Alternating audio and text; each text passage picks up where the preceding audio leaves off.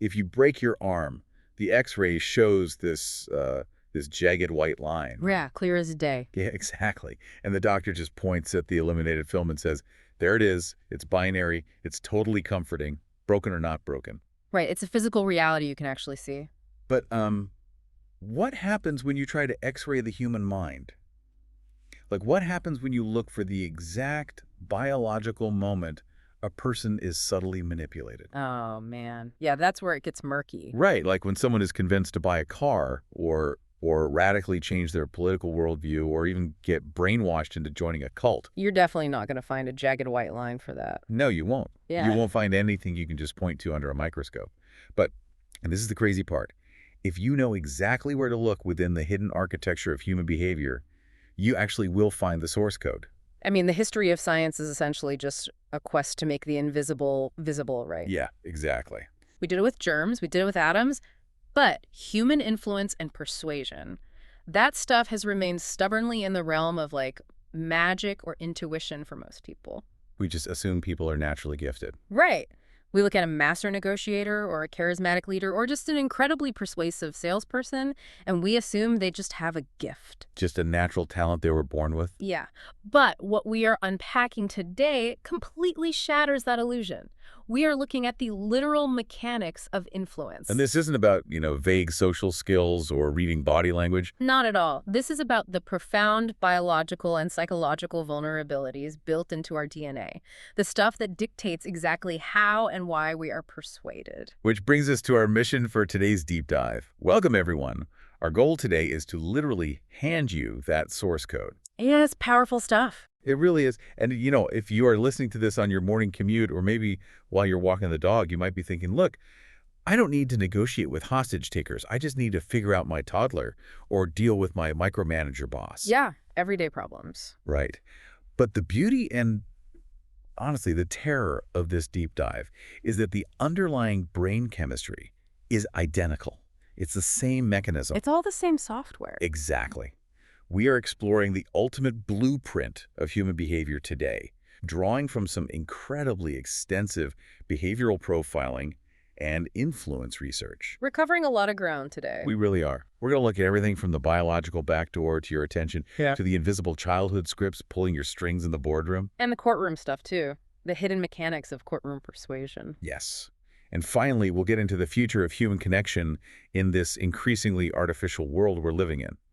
So, okay, let's unpack this, starting with the literal hardware inside our skulls. The ancient hardware. Right, because we walk around with smartphones in our pockets, and we just assume our brains are equally modern, right? It is the great delusion of the modern era. I mean, we wear tailored suits, we work in these giant glass skyscrapers, and we believe we are highly evolved, rational creatures. We're making independent, logical choices every day. Right. But biologically speaking, nothing could be further from the truth. The human brain hasn't developed a single new wrinkle, not a single hardware upgrade in roughly 200,000 years. 200,000. That is wild to think about. It is. We are running modern, incredibly complex social applications on ancient mammalian software. And if you want to understand influence, you have to understand the prime directive of that ancient software. Which is what exactly? It is entirely built to react to focus. Because, 200,000 years ago, where you placed your focus was literally the difference between life and death. Exactly. It wasn't about optimizing your workflow for an email. It was about raw survival. Focus was the ultimate evolutionary currency. Yes. And the mechanism that hijacks human focus faster and more completely than anything else in the world is novelty. Something totally unexpected occurring in your environment. Right. To visualize this, picture one of our ancestors 10,000 years ago. Their daily routine is to just walk from the camp down to the river to catch fish. Same walk every single day. Every day, they walk past the exact same bushes, the exact same trees. The brain just filters all of that out as background noise to conserve energy. Makes sense, a battery-saving mode. Exactly. But on this particular Tuesday, as they walk past that familiar bush, there is a loud, sharp snap of a heavy branch breaking. Oh, wow. Okay, so every single ounce of cognitive resource goes to that sound. 100% of it. Yeah. In that split second, that ancestor is no longer thinking about their family. They aren't thinking about the fish. Or an argument they had earlier. Right. The mammalian brain has executed a hard override.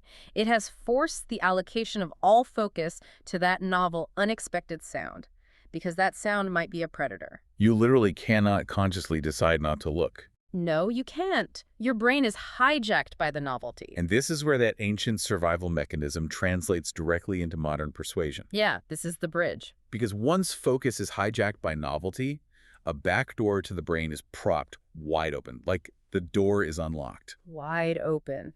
And the single most effective way to walk through that door and begin actually influencing a human being is a psychological concept called microcompliance. Okay, let's dig into that. Microcompliance. Let's look at the extreme end of this to see the mechanics clearly. Think about a stage hypnotist. Oh yeah, the whole clucking like a chicken thing. Right. A lot of people watch a hypnotist bring a volunteer up on stage, wave their hands around, say a few magic words, and within 90 seconds, the person is slumped over, totally unconscious. It looks completely mystical. It looks like literal mind control. It does, but it is a purely mechanical exploitation of the brain's focus and compliance loops.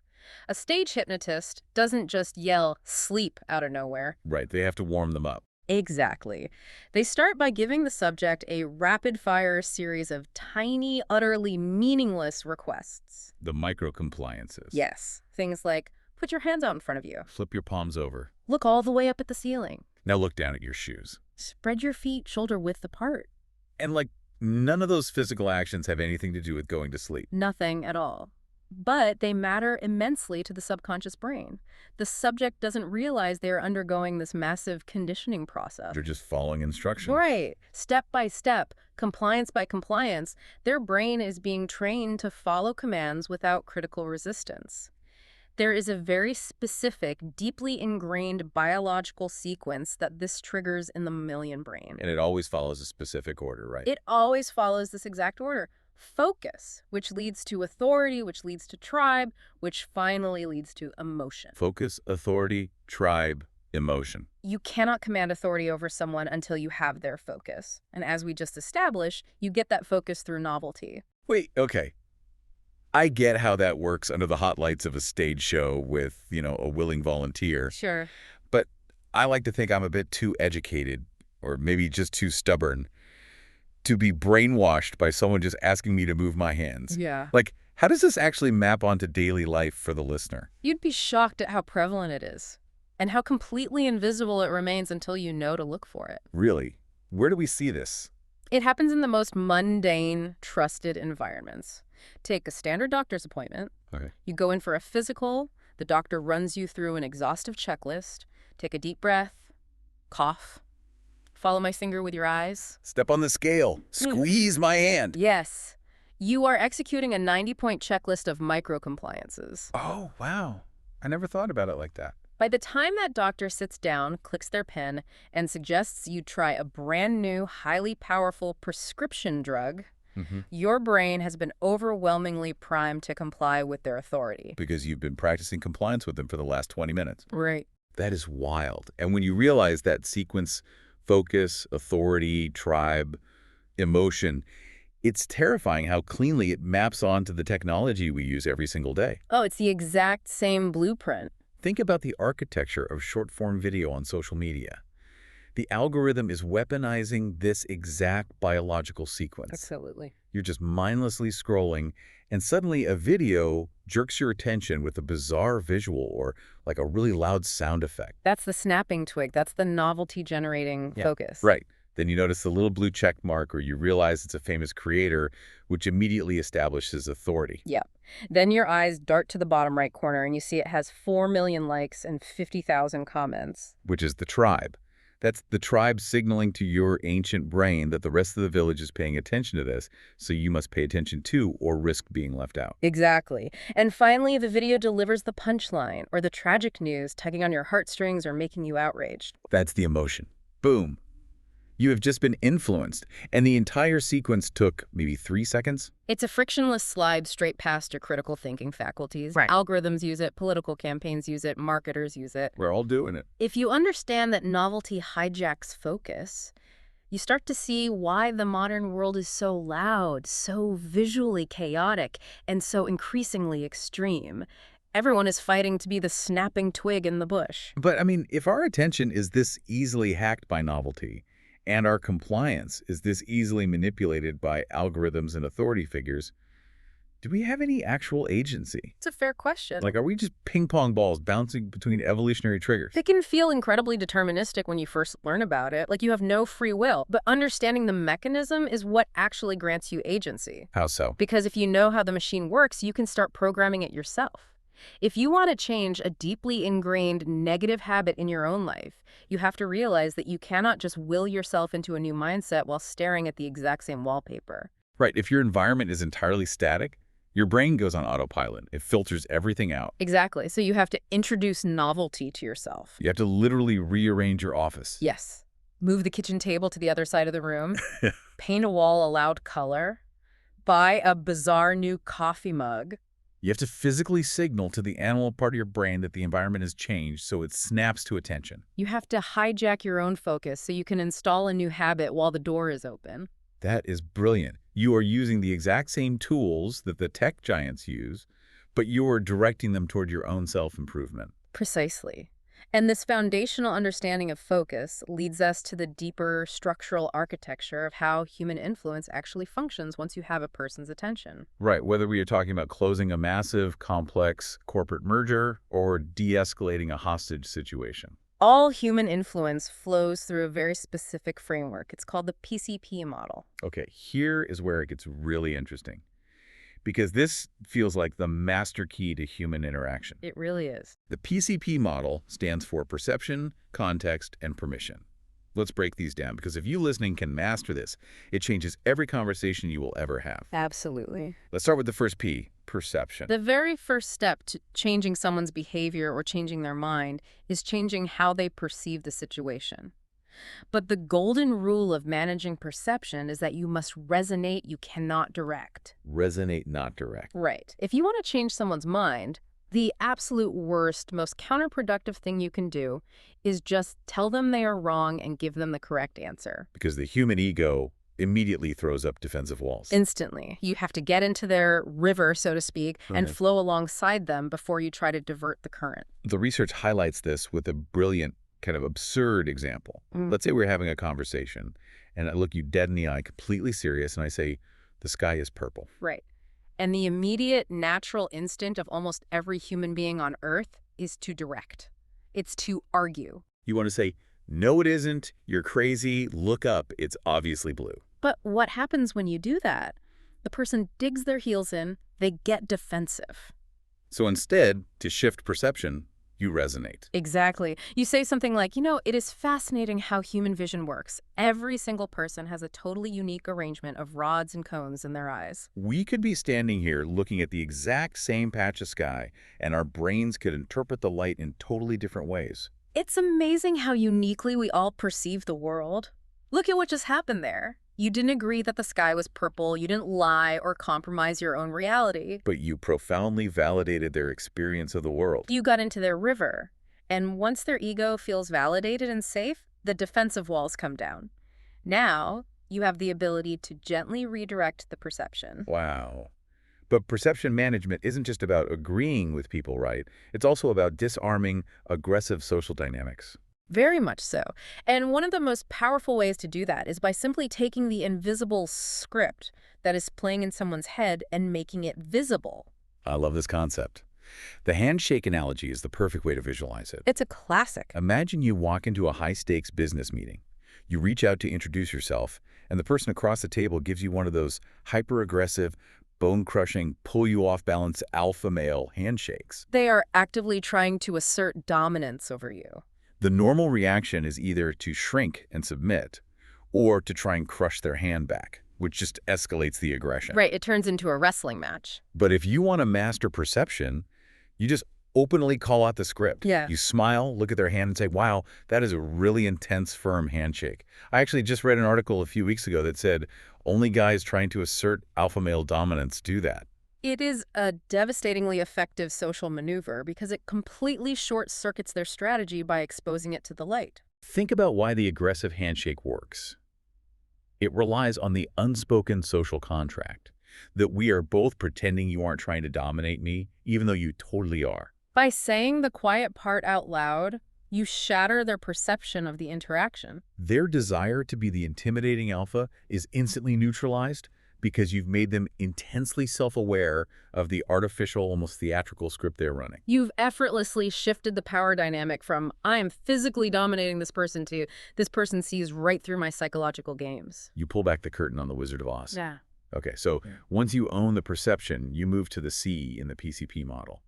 Context. And the deeper you look at context, the more terrifyingly powerful it becomes. Context is like this invisible cage we all live inside, and it dictates what behavior is considered socially permissible. Context will almost always override individual morality, logic, and even biological survival instincts. That's a huge claim. It is, but to illustrate just how deeply context governs human behavior, we can look at a chilling event from 1957.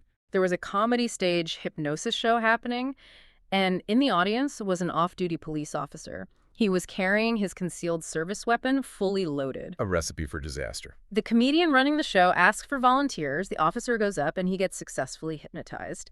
The comedian decides to set up a dramatic bit. Right? He looks at the hypnotized officer and tells him, "You are the sheriff of this town. You are the only law here. You cannot leave this stage." And the audience out there is getting extremely unruly. They are dangerous. The comedian is building a completely new reality. He is building a context. Precisely. He creates a context of imminent threat where the officer is the sole protector, and then the comedian delivers the trigger phrase, "One of them in the front row is pulling a gun." Oh my God. What does the off-duty cop do? He draws his actual, real, loaded service weapon and starts firing live rounds into the panicked crowd. That is horrifying. Now we have to ask the difficult question, was this police officer a psychopathic monster? No. He was a highly trained professional who was responding perfectly to a survival threat. But the context he was placed in, the artificial reality constructed by the hypnotist, dictated a response that in any normal waking context would be unfathomable. Exactly. And there is another historical example that shows the exact same power of context, but from the complete opposite direction. It's the tragedy of the Woolworths department store fire in the UK back in 1979. Yeah, this one is heartbreaking. A fire broke out, and a restaurant section inside the store quickly began filling with thick, toxic black smoke. The exits were relatively close. Yeah. But people actually sat at their tables and died in that smoke-filled restaurant. You sit there. Why? Because they hadn't paid their bill yet. It sounds utterly absurd to anyone hearing it from the outside. You think, just stand up and run. Your life is in danger. Right. But you have to understand the paralyzing weight of social context. For their entire adult lives, the context of being in a restaurant came with ironclad rules. You sit, you order, you eat, you wait for the bill, you pay, and then you leave. You do not run out without paying. That is stealing. That is a massive violation of the social contract. Wow. In that restaurant, as the smoke poured in, no clear authority figure stood up and broke the context. No one yelled, "Forget the bill, run!" So the deeply ingrained social context literally overrode the biological evolutionary imperative to flee from a fire. They sat there coughing, waiting for a permission to leave that never arrived. Which perfectly transitions us to the final P in the model, permission. Context is what grants social permission. It defines the boundaries of reality. Right. You would never, ever strip naked in the middle of your office building or at a coffee shop. You would be arrested. Obviously. But you happily strip naked in the context of a locker room or your bathroom right before a shower. The environment, the context, grants the permission to engage in the specific behavior. And when you start applying the PCP model to the macro scale of the modern world, it explains the mechanics of online radicalization. Yes, unfortunately it does. How does a seemingly normal teenager get radicalized into committing an act of extremism?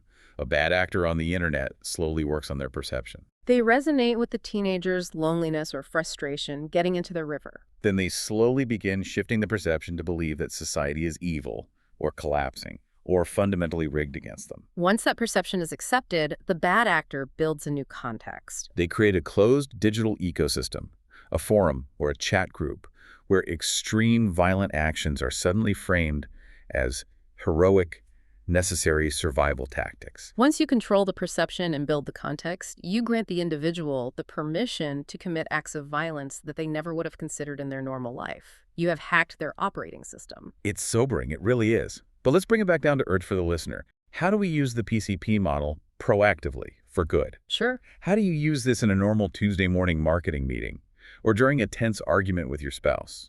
The research suggests you have to be the one to set the frame first. The moment you sit down, you explicitly define the context out loud. You look at your colleague and say, I'm so glad we're meeting today to collaborate on a solution rather than compete over resources. Or with a frustrated child, you say, I'm so glad we can talk calmly right now to learn from this mistake rather than to punish. You are actively building a positive context before the other person's brain can default to a negative defensive script. Exactly. But I have to push back on this a bit. Isn't setting the frame like that, even with nice words, just a polite corporate way of boxing someone into a corner? How do you mean? You're basically forcing them to agree to your terms of engagement. That is a very valid critique. Any tool of influence can be used manipulatively. It is, by definition, a way of constraining the psychological playing field. Right. But think of it less as boxing someone in and more as establishing a safe, shared container for an interaction that could otherwise become destructive. Like in a relationship. Take a romantic relationship. Why do arguments with a partner often drift so wildly off course? You start by arguing about who forgot to run the dishwasher, and 20 minutes later you are screaming about something that happened 3 years ago. Oh, yeah. We've all been there. It happens because it's just raw, undirected emotion clashing with raw emotion. There is no container. So how do you use context there? If you don't take a minute at the start to define the context by saying something like, the goal of this conversation is to understand why we are both stressed, not to win an argument, then the human ego automatically defaults to defense and attack. Setting the frame gives both of you an anchor. When the conversation inevitably starts drifting toward petty attacks, you can point back to the frame you both agreed on and pull the interaction back to safety. It provides guardrails for our worst impulses. I like that. Mm. It requires a lot of intentionality. A lot of it. And speaking of intentionality, we need to look at how we view ourselves, which brings us to the concept of hacking identity and pre-commitment. This is huge. Because when you strip everything else away, identity is the single most powerful motivator in the world. Human beings will fiercely, sometimes irrationally, and sometimes to their own immense detriment, defend who they say they are. It's the bedrock of cognitive stability. We need to believe we are consistent over time. And a brilliantly subtle, covert way to utilize someone's identity in a conversation is a technique called negative dissociation. Because direct compliments often fail, right? Would usually. If I want you to be open-minded and I just look at you and say you are such an open-minded person, your defense mechanisms immediately flare up. It feels hollow. It feels like flattery. It feels manipulative. So instead, you make an observation about the world that implicitly paints the person in a good light by contrasting them with a negative group. Give me an example. Let's say we're having a tense negotiation or discussing something highly polarizing. How do you use negative dissociation? I would lean back, lower my voice slightly to signal intimacy and say, I'm really glad I get to talk to you about this today because so many people out there right now are just completely rigid. They are so terrified of stepping outside their echo chambers that they are totally closed off to hearing any new ideas. Wow. And what is my internal response going to be? You're going to nod. Because that statement feels universally true about the world. Everyone thinks other people are too rigid. But covertly, by agreeing with your observation, I am silently signing a contract. Oh, exactly. I am implicitly agreeing that I am not one of those closed-off people. I am not like them. Yeah. By associating them with rigidity, I am pre-committing myself to an identity of openness for the rest of our conversation. You've got it. Whether we end up discussing highly charged political figures from the news, maintaining an open mind, whether speaking to Kamala Harris or Donald Trump supporters, or just debating a controversial business strategy. My ego is now locked into proving to you that I am the open-minded person I just silently claim to be. Exactly. You maintain neutrality, but you've installed a behavioral constraint on the person. And the sheer power of these pre-commitments has been documented in some truly fascinating psychological studies. Oh, like Cialdini stuff. Yes. Robert Cialdini's famous safe driving study is a perfect example of how small identity shifts lead to massive behavioral changes. Set that one up for us. Researchers went into a residential neighborhood and went door to door, asking homeowners to place a massive, poorly painted, incredibly ugly sign reading, "Drive safe," in their pristine front yards. Unsurprisingly, when asked completely out of the blue, roughly 17% of people agreed, but the vast majority slammed the door. Because nobody wants a giant eyesore ruining their landscaping for a stranger. Right. But the researchers went to a similar neighborhood nearby and completely changed the architecture of the They request. used a micro-compliance. A week prior to bringing out the giant signs, a different researcher went to the doors and asked the residents to do something incredibly minor. They asked them to place a tiny 3-inch sticker in their front window that simply said, "Be a safe driver." It took no effort, it wasn't ugly, and almost everyone agreed. A week passes, the tiny sticker sits in the window, the residents internalize it. Then the researchers come back with the massive, ugly wooden signs and ask to put them in the yards. And in this neighborhood, a staggering 76% of the people said yes. That jump is mathematically insane, going from almost total rejection to overwhelming compliance, just because of a 3-inch sticker a week earlier. It wasn't about the sticker. It was about what the sticker did to their internal identity. By agreeing to display it, they had unconsciously pre-committed to a new identity. I am the kind of responsible citizen who actively supports safe driving in my community. When the researchers came back with the massive sign, refusing it would mean violating that newly minted identity. It would mean admitting they were hypocrites. We see the exact same mechanism in the famous beach radio theft experiments. Oh, this one is amazing. Picture a crowded beach. A researcher puts down a blanket, turns on a portable radio, and relaxes. Right. A few minutes later, they get up and walk away, leaving the radio. A second researcher, acting as a thief, runs by, grabs the radio, and sprints away. When they tested this normally, only about 20% of the bystanders lying on the beach would jump up and intervene to stop the thief. Most people just avert their eyes. They don't want the conflict. But they ran the scenario again with one tiny alteration. Before the first researcher walked away, they leaned over to the stranger next to them on the beach and simply asked, "Hey, excuse me, would you mind watching my things for just a minute while I grab a quick walk?" The stranger inevitably says, "Sure, no problem." When the thief runs by and grabs the radio this time, 95% of those strangers will literally leap to their feet, chase the thief down the beach, and physically rip the radio out of their hands. Because in that 3-second interaction, they signed a verbal contract. They transformed from a passive bystander into the protector. It became their personal responsibility. It's incredible. And we see this even in highly academic, supposedly purely rational environments. There was a fascinating study done with MIT students regarding deadlines. Yeah, the deadline study. Students were given 3 major papers for a semester. One group was given total freedom.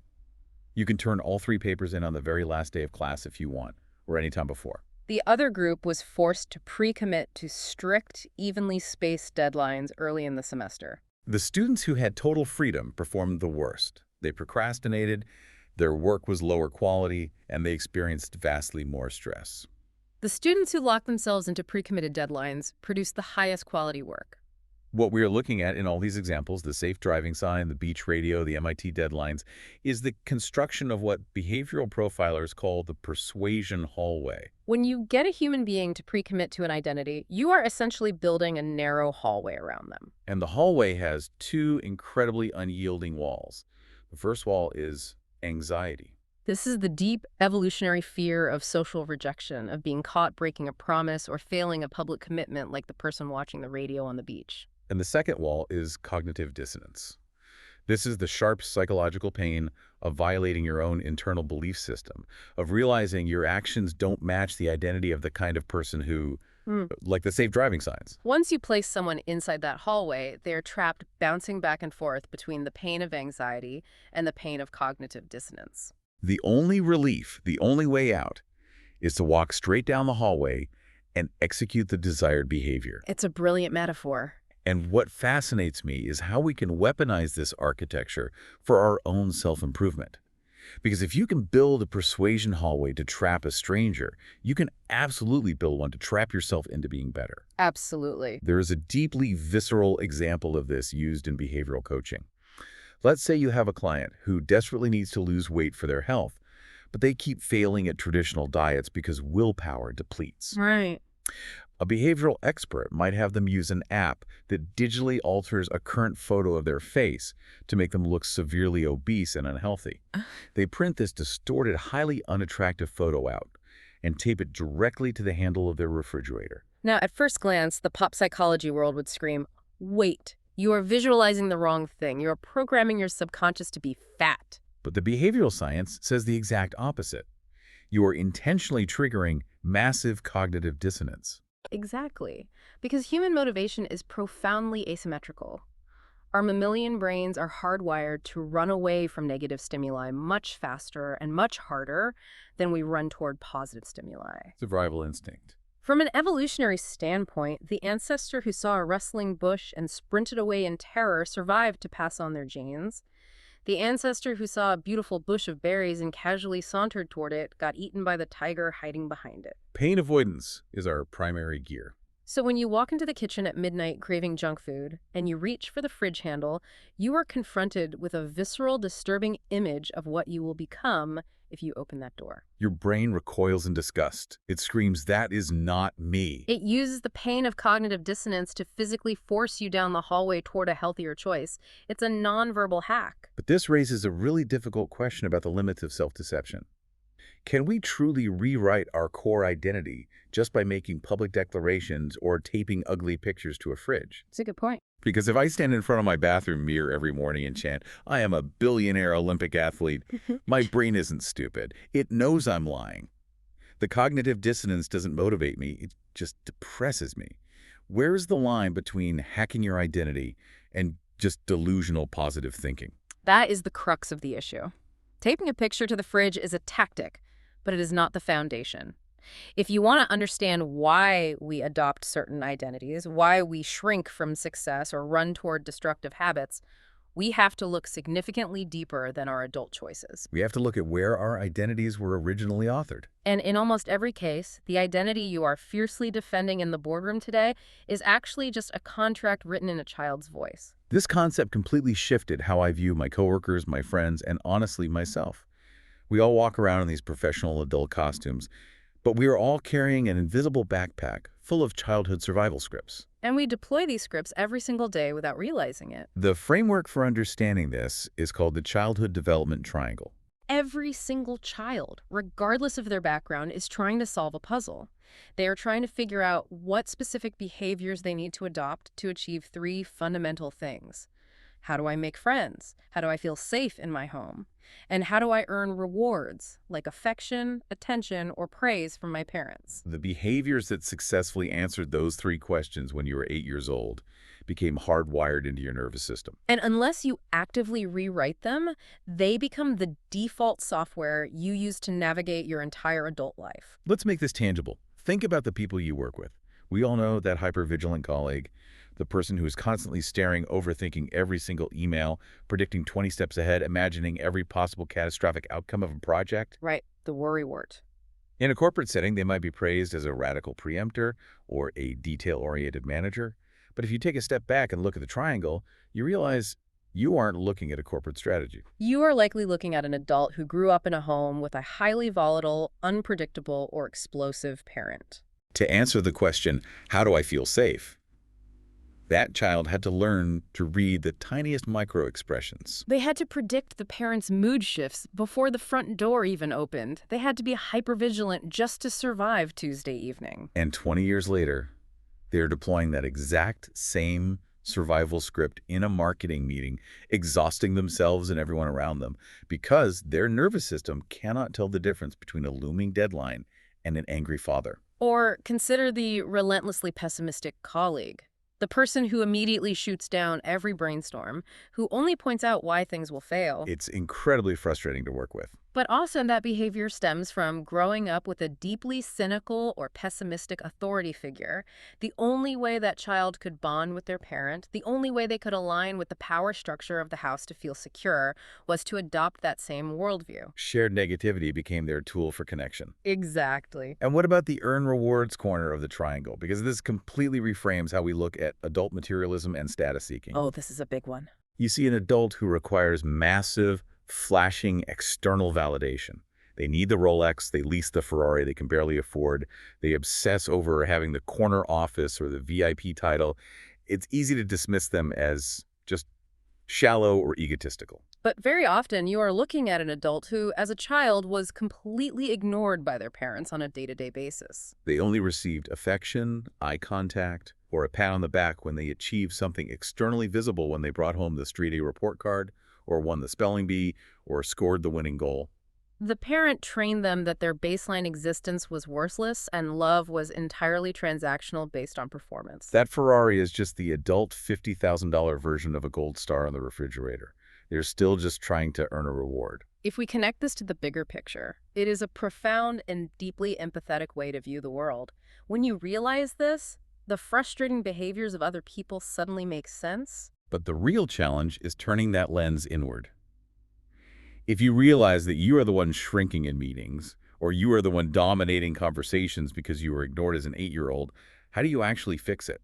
Because I can't build a time machine and give my 8-year-old self a better childhood. No, you can't. And a crucial realization here is that complete magical deletion of these scripts is rarely the goal.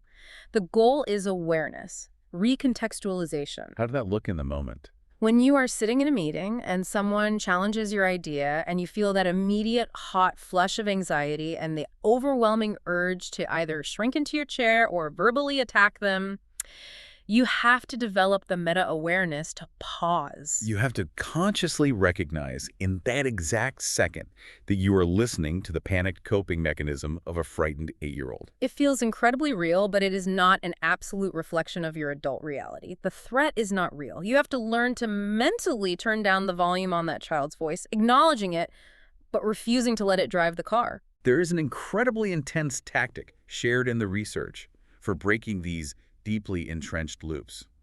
It involves a behavioral expert working with a successful business owner. The desktop wallpaper story. Yes. This client was actively, unconsciously sabotaging his own company's growth. Yeah.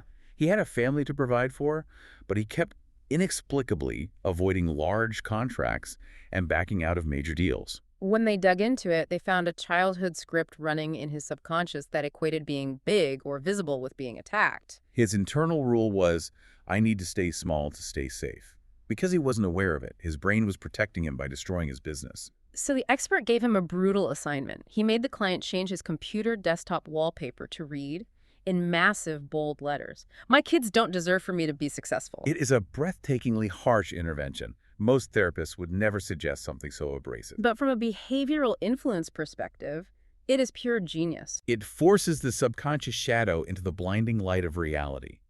Every single morning, when he opened his laptop to start his workday, he had to stare directly at the actual cost of his hidden script.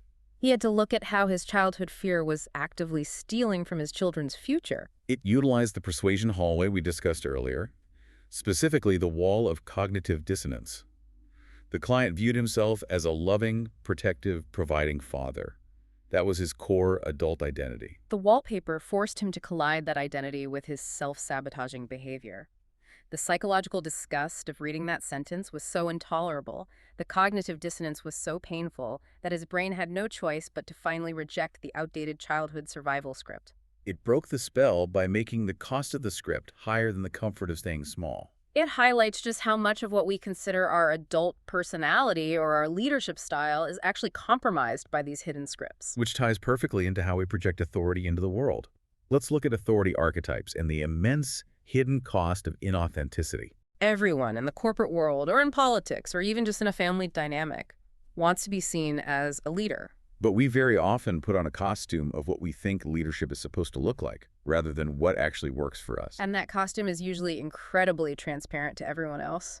Real, effective authority always contains the same core ingredients: confidence, discipline, a sense of gratitude, and a genuine enjoyment of the role. However, those ingredients broadcast on completely different frequencies depending on a person's natural archetype. Behavioral profiling generally breaks leadership down into 3 distinct channels: the president, the professor, and the artist. Let's define those, because I think the listeners will immediately recognize themselves and their bosses in these. The president is what most people picture when they hear the word leader. This is the classic, directive, loud, charismatic, front-of-the-room archetype. Think of a Barack Obama or a classic military general.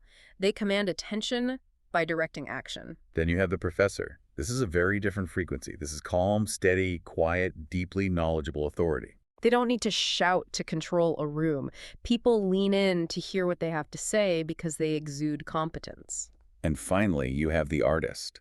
Think of someone like Johnny Depp or a brilliant, eccentric, creative director. They don't necessarily direct anyone to do anything, and they might not explain things linearly like a professor, but they possess a magnetic intensity. They hold the room's attention purely through their presence and their unique vision. All three are highly effective forms of authority. The misery, the failure, and the exhaustion arise when an individual misaligns their archetype. Imagine a natural professor type, someone who is brilliant, empathetic, and leads by quiet example. They get promoted to CEO. They look around, look at the media, look at the history of their company, and their ego says CEOs are supposed to act like presidents. I need to be loud. I need to be aggressive. I need to pound the table. So they start faking it. They put on the president costume. They start barking orders and trying to be the alpha dog in every meeting. And it is excruciating to watch. Everyone in the room cringes. It breeds a deep, corrosive feeling of inauthenticity within the leader.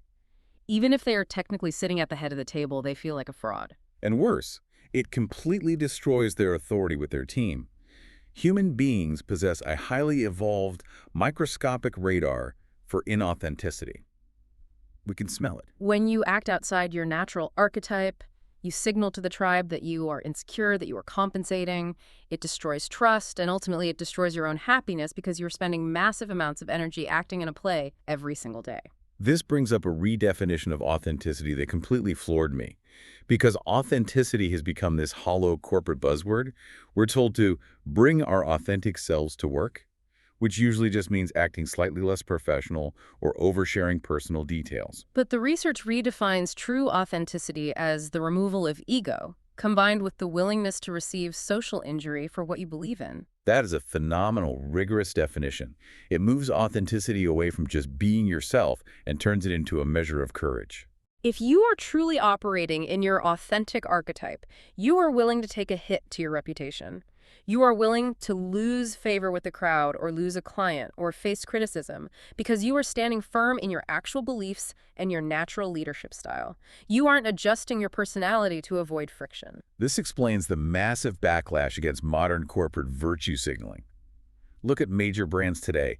They are terrified of social injury. They want to be loved by every single demographic simultaneously. So they constantly pivot, adopting whatever political or social cause is trending on Twitter that week. They think they are being empathetic, but ironically, it causes massive damage to the brand because the audience can smell the fear and the inauthenticity from a mile away. When a brand clearly jumps on a bandwagon just to avoid criticism, it backfires spectacularly. As consumers and as humans, we possess a deep respect for the entity, whether it's a massive corporation or just a guy in our office that is willing to bleed a little bit for their actual values. We respect the entity that refuses to bend the knee to the prevailing context. But it begs a difficult question for you listening. We are incredibly skilled at lying to ourselves. How do you figure out which of the three authority archetypes you actually are, without your ego hijacking the process and telling you that you're a president just because it sounds cooler? It requires a brutal, honest audit of your own history. You have to look back and ask, where do I naturally feel most at ease? And more importantly, in what environments do I historically command the most respect from others without having to force it? If people only listen to you when you are calmly explaining a complex spreadsheet one-on-one, you might be a professor. Stop trying to give Braveheart speeches. If people naturally look to you to make the final, decisive call when everything is chaotic, you might be a president. If people just naturally gravitate to your weird creative vision without you having to manage their schedules, you might be an artist. You have to strip away the ego of what you wish you were and accept the power of what you actually are. And once you understand how you project your archetype, you can begin to understand how other people project archetypes onto you to manipulate your worldview. This is the mechanics of mass persuasion. Let's look at how storytelling and archetypes are used to construct reality, particularly in the media and the courtroom. Because the most dangerous persuasion skill in the world is not yelling or demanding or aggressively debating. The most dangerous skill is giving someone two separate pieces of information, like two Lego blocks, and allowing their own brain to snap them together. The psychological truth here is profound. If the human brain connects the dots itself, the person believes the idea was entirely their own original thought. And humans possess an almost pathological inability to resist their own ideas. We will defend a conclusion to the death if we think we came up with it. Modern news media are absolute, undeniable masters of the two Lego technique. They understand that directing the audience is less effective than resonating with their pattern recognition. Let's say a tragic event occurs.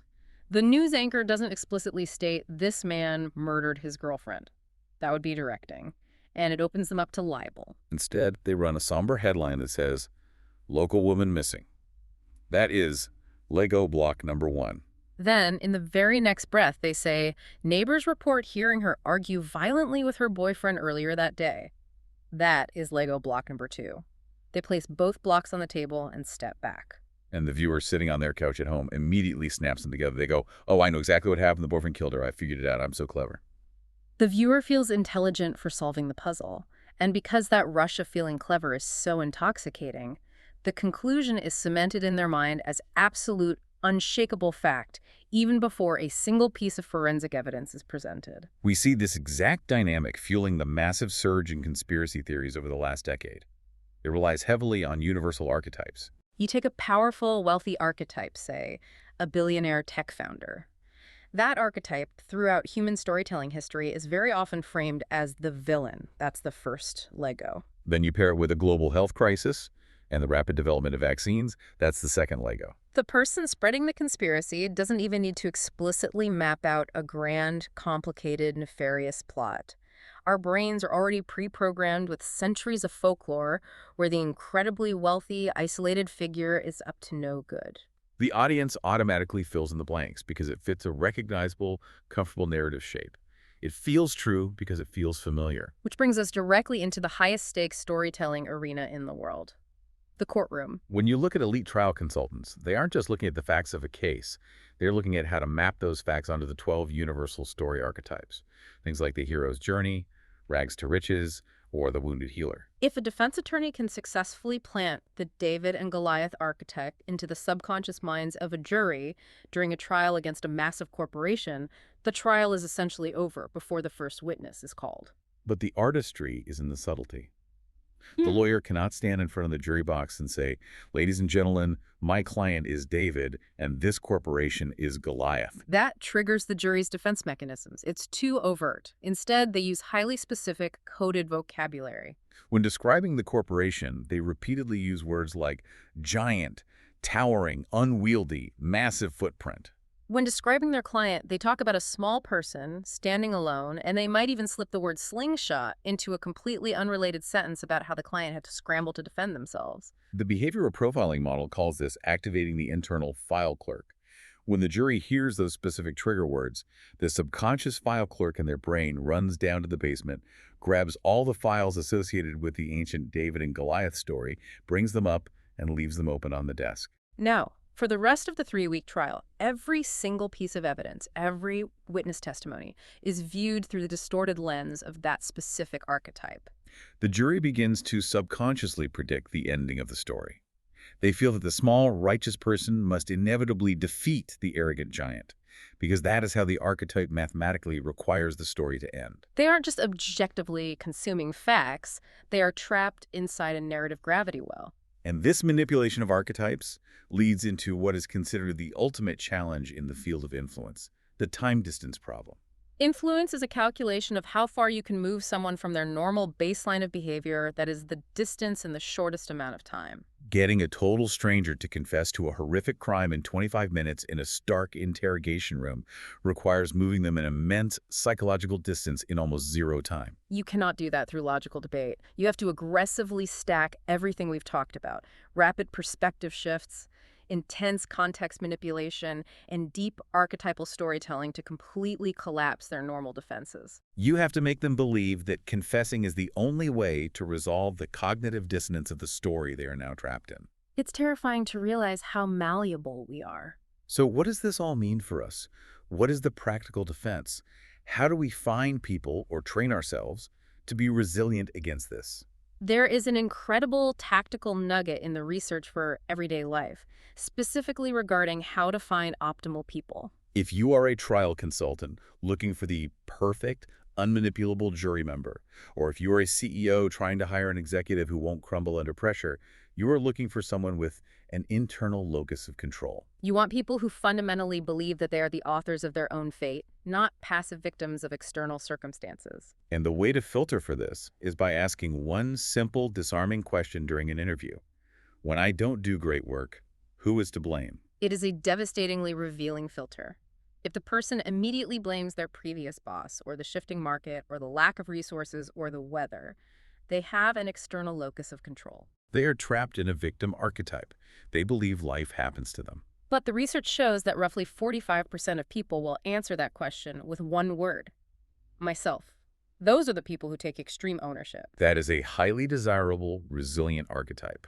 They are much harder to manipulate because they do not easily outsource their reality to a storyteller. Okay, we have spent a lot of time talking about shifting everyday perspectives, how to change a mind in a boardroom or a courtroom. But as we move into the final chapters of this deep dive, the source material takes a massive, profound turn. We are leaving the boardroom and entering the realm of the fundamental nature of reality itself. We have to talk about shifting the ultimate perspective, consciousness and connection. And this conversation heavily involves the clinical use of psychedelics, specifically intravenous DMT and ibogaine. We need to frame this carefully. We are not talking about recreational party drugs or escaping reality. We are looking at the rapidly expanding, rigorous clinical data regarding psychedelics as heavy, serious psychiatric tools for profound trauma healing. Veterans with treatment-resistant PTSD, individuals with severe depression, these compounds are achieving results that traditional pharmacology cannot touch. And we have to look at the physical mechanism first. These substances create a massive, instantaneous boost in a protein called brain-derived neurotrophic factor, or BDNF. Let's explain what BDNF actually does physically, because it's fascinating.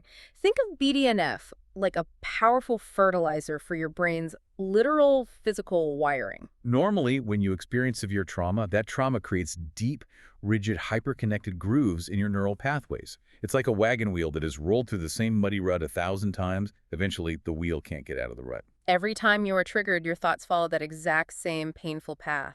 What BDNF does is flood the brain and drastically increase neuroplasticity. It temporarily melts the mud. It softens the rigid pathways, allowing the brain to physically rewire itself and form new connections that bypass the trauma loop. That is the mechanical explanation. But the psychological mechanism, the subjective experience of the patient, is what truly shifts behavior.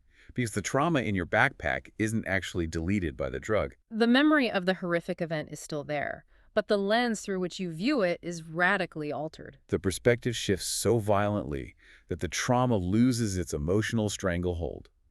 And what exactly is that radical perspective shift? It is a direct, unavoidable confrontation with the nature of reality itself. The source material discusses this in terms of the hubris of every generation. Human beings have a terrible habit of projecting our current level of technology onto the cosmos. In the 1800s, during the peak of the Industrial Revolution, the greatest minds of the era confidently declared that the universe was just a giant mechanical clockwork. Today, because we just invented advanced computers and virtual reality, we sit around confidently debating whether the universe is a digital simulation. We constantly assume that whatever we just invented is the ultimate blueprint. But the profound perspective shift experienced through these deep psychedelic states points back to much older, ancient wisdom. Specifically, the Hermetic principles. The foundational tenets of Hermeticism: all is mind, and as above, so below. Right. And to explain what all is mind actually means, the research uses this incredible dream analogy that completely broke my brain. Walk with me on this. Okay. When you are asleep and dreaming, you might find yourself standing in a field looking at a house 30 feet away from you. In the dream, that reality feels completely solid. You feel the dirt under your feet, you feel the cold air on your skin, you visually perceive the distance between you and the house, and you see the physical structure of the wood and glass. It feels undeniably real and separate from you. But when you wake up, you realize the profound truth. Where was the house actually located? It was entirely inside your mind. What was the 30 feet of distance made of? It was made of your mind. What were you made of in the dream? Your mind. There was no actual physical separation between the observer and the observed. The house, the air, the distance, and the you experiencing it were all constructed of the exact same unified consciousness. It is a perfect metaphor for the non-dualistic experience. Now, apply the second principle: as above, so below. If the mechanics of the dream state reflect the mechanics of the waking state, it suggests that the separation we feel right now in our daily lives, The physical distance between me and you across this table, the barrier between humanity and nature, is a persistent, convincing illusion. It fundamentally reorders your place in the universe. There is another analogy, use the microbiome analogy, that hammers this home. Inside your gut right now, there are roughly 38 trillion living microorganisms. If those bacteria possessed a rudimentary form of consciousness, they would have absolutely no idea they were living inside a larger creator that feeds them, regulates their temperature, and sustains their entire universe. They would look around their microscopic landscape, fight over resources, and confidently conclude they were at the absolute top of the food chain. Now, zoom out. We look through the James Webb Telescope at galaxies 28 million light-years away, and we possess the sheer, unadulterated arrogance to assume that we are at the absolute top of the food chain. We assume there's nothing above us, no larger organism of consciousness that we are tumbling through. It is mathematically, philosophically, and probabilistically naive. We are very likely just cells operating within a much larger, incomprehensible organism of consciousness. And the reason we are discussing this in a deep dive about behavioral influence is that this ultimate realization is not just abstract, metaphysical navel-gazing. It has a sudden, immediate, and intensely practical outcome in the real world. Empathy. Yes. Empathy stops being a chore. Exactly. For most of us, empathy is a moral obligation we have to force ourselves to practice. It's exhausting. But when you undergo this perspective shift, when you truly internalize that separation is a lie, and that you are fundamentally, inextricably linked to nature and to the person standing in front of you, empathy becomes an automatic biological reflex. You treat others well because they are, quite literally, an extension of yourself. Harming them is harming you. It is the ultimate de-escalation of the human ego. Though, as a fascinating aside, it is worth noting an incredibly bizarre phenomenon mentioned in the clinical literature regarding these states. There are thousands of anecdotal reports of people being banned from hyperspace. People who try to abuse powerful compounds like DMT recreationally, using it as a party trick rather than a tool for healing, often report that eventually the entities or the architecture of the experience itself just shuts them out. They smoke the substance and absolutely nothing happens. They are denied entry, the door is locked. Now, whether you believe this is evidence of a literal alternate dimension with gatekeepers, or simply the deep, self-regulating protective architecture of the human brain shutting down an abusive loop, the functional takeaway is identical. Our perception of reality is astonishingly fragile, and it demands immense respect. It is fragile. And that fragility brings us to the most pressing question of our time and the final section of our deep dive. If our perception is this easily hacked by novelty and our connection to reality is this delicate, what becomes of us as we enter an era dominated by artificial intelligence? This brings us to human skills in an AI era and the mathematics of happiness. We are staring down the barrel of a radically altered society. Elon Musk and others are predicting a world with 10 billion humanoid robots in the near future. AI is already rapidly taking over cognitive, white-collar, spreadsheet-level work. Robotics will inevitably take over manual labor and logistics. So the existential question is, what is left for the human being? What is our value? The behavioral experts argue that as technical skills are commoditized to zero, deep, authentic human-to-human skills will become the most valuable currency on Earth. The ability to sit across from another human being, look them in the eye, and make them feel truly seen and heard without judgment will be a premium, irreplaceable service. Because AI can perfectly mimic empathy. It can analyze your vocal tone and generate the optimal, most comforting response. But it can never actually fulfill the human requirement for empathy. If you look at Maslow's hierarchy of needs, AI and robotics might soon be able to permanently solve the bottom tiers: survival, shelter, food, basic safety. But AI can never, ever satisfy the middle tier, the deep biological need for belonging and true, messy tribal connection. To illustrate the danger of trying to replace human connection with artificial substitutes, we have to look back at the famous and admittedly heartbreaking rhesus monkey experiments from the mid-20th century. This experiment is so chilling because it perfectly mirrors our modern relationship with technology. Researchers took infant monkeys away from their mothers. They placed the babies in cages with two artificial surrogate options. The first option was a mother constructed out of cold, hard wire mesh. But this wire mother had a bottle attached to it. It dispensed vital food and milk. The second option was a mother, made of wood but covered in soft, warm terry cloth. This cloth mother provided absolutely no food or sustenance, only tactile comfort. Logic would dictate the monkeys would bond with the wire mother that kept them alive, but that isn't what happened. The infant monkeys overwhelmingly clung to the soft cloth mother for hours on end, only darting over to the cold wire mother for a few seconds to eat before rushing back to the comfort of the cloth. And the psychological results were devastating. The monkeys that were forced to rely solely on the wire mother for both food and completely lacking comfort became deeply traumatized, socially erratic, and psychologically unstable. The ones who had access to the tactile comfort of the cloth mother, while still stressed, were vastly more emotionally stable and capable of normal behavior later in life. This raises an important question. Aren't we those monkeys? We are a species that fundamentally requires the cloth mother of real, physical, non-performative human connection. A digital avatar, a perfectly curated AI therapist, or a parasocial relationship with an influencer cannot replace it. We have ancient mammalian brains desperately seeking genuine tribal connection, but we are increasingly trapping ourselves in a digital world that offers only the cold hardwire of algorithmic engagement. It feeds us hits of dopamine, it dispenses the food of distraction, but it provides zero actual warmth. And that digital wire mother world is mathematically perfectly designed to manufacture chronic unhappiness, which brings us to a concept discussed in the research, Goddard's happiness formula. Goddard, a former tech executive, stripped the concept of happiness down to an engineering equation. He states that happiness simply equals expectations met. Unhappiness occurs when the reality of your life falls short of your expectations. It is a devastatingly simple and accurate equation, because as human beings, we are biologically wired to be striving creatures. We don't just sit still. We constantly create a delta gap between where we currently are and where we expect to be in the future. We tell ourselves a story. Once I finally get that promotion to VP, once I hit $1 million in my retirement account, once I buy that beautiful mansion in LA, then the delta will close. Then I will finally be happy. But the tragedy of the human condition is what happens the day after you achieve the goal.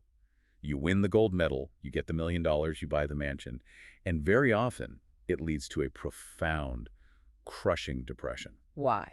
Because the subconscious expectation wasn't just about acquiring a house or a title. The hidden expectation was that achieving the external goal would fundamentally rewrite your internal identity. You expected the mansion to fix your childhood scripts, to silence the hypervigilance, to make you feel intrinsically worthy of love. And when you walk into that massive empty house on the first night and realize you are still the exact same anxious, insecure person you were when you lived in a studio apartment, the delta of unmet expectations crushes you. The external environment changed, but the internal software didn't. So how do we fix the formula? How do we stop the delta from ruining our lives? The antidote to this relentless, expectation-driven unhappiness is a practice of forced gratitude. And I don't mean writing in a pastel journal. I mean actively, aggressively zooming the camera of your perspective out, like pinching your fingers out on Google Maps to see the big picture. You have to actively remind yourself that the mundane reality you are living in today, the job you are stressed about, the house you think is too small, the partner you were annoyed with, was once a desperate, unfulfilled dream you prayed for 10 years ago. You have to force your brain to acknowledge that the expectation was actually met before your ego instantly creates a new delta to strive for. You have to cultivate the meta-awareness to stop taking the striving so incredibly seriously. When you understand how easily manipulated the brain is, how fragile our perception of reality is, and how much of our behavior is dictated by childhood ghosts, you realize that the intense anxiety we feel over daily life is largely manufactured. It brings to mind a quote from the philosopher Alan Watts that perfectly encapsulates this realization. Most of man's memory comes from taking very seriously what God made for fun. I love that. Yeah. Life, at its core, is supposed to be a game, a dance. We get so caught up in the micro-compliances, the office politics, the aggressive handshakes, and the desperate need to defend our fragile identities that we forget we are just fragments of consciousness experiencing itself for a brief window of time. And if we can maintain that zoomed-out perspective while still engaging authentically and bravely in our relationships, we create an armor. We insulate ourselves against the manipulations of bad actors who want to hack our focus, and we protect ourselves against the isolating cold wire effects of the AI-driven future. We reclaim our agency. It really is the ultimate defense. Okay. Let's take a deep breath and recap the massive journey we've just been on. We started by looking at the brain's back door, understanding how our 200,000-year-old hardware is instantly hijacked by novelty. leading to the micro-compliances that shape our daily behavior. We explored the immense power of the PCP model, realizing that if you can control perception and build the context, you grant the permission for people to act entirely outside their normal character. We saw how weaponizing identity and pre-commitment can trap us in a persuasion hallway built of anxiety and cognitive dissonance. We unpacked the invisible backpack of the childhood development triangle, confronting the uncomfortable truth that our adult actions in the boardroom are often just frightened kids trying to stay safe or earn rewards. We looked at the sheer misery of misaligning our authority archetypes and how storytelling and universal archetypes manipulate our realities in the media and the courtroom. And finally, we zoomed all the way out to the fundamental nature of consciousness itself, realizing that true, empathetic human connection is the only real defense we have as we navigate an increasingly artificial world. It is a vast, complex architecture of influence. Remember the core mission of this deep dive. The goal of understanding these mechanics is never to become paranoid or cynical. The goal is awareness. Because once you can see the strings pulling at your behavior, you finally have the power to choose whether or not you want to dance to the tune. And that leaves us with one final provocative thought to ponder as you go about the rest of your day. We established that the single most effective way to change a belief or to disarm aggressive behavior is to openly call out the hidden script running in the background. So take a hard, honest look at your own life right now. What is the hidden script you are running? What is the coping mechanism you are desperately hoping no one notices? And what would happen if you were the one brave enough to finally say it out loud? Thank you for joining us on this deep dive. We'll see you next time.